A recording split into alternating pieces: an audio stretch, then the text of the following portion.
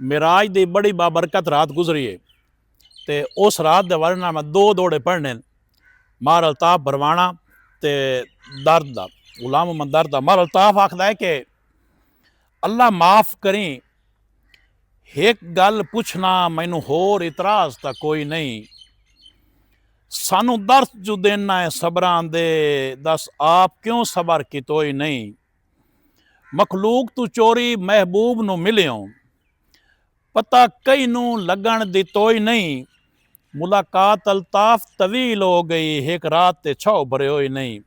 मुलाकात अल्ताफ तवील हो गई, एक रात ते छो भरे होई नहीं। गुलाम मोहम्मद दर्द दा शेर सुनो कि सानू हिजर दी तलखी ते खुद अर्श ते मिलना, मेरा मालिक अदल तक कोई नहीं। हम दर्द जो हूँ मखलूक अपने दा, मेरे क्यों एहसास कितोई नहीं।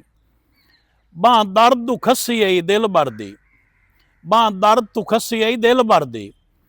मेरी गुरबत दऊं विख्योई नहीं, तेरा शिकवा नहीं, तेरा शिकवा नहीं, अरमान ता है सानू रज के मिलन दितोई नहीं। शेर की हो जे लगे, अपनी राय कमेंट दो। सजना का बहुत शुक्रिया जी।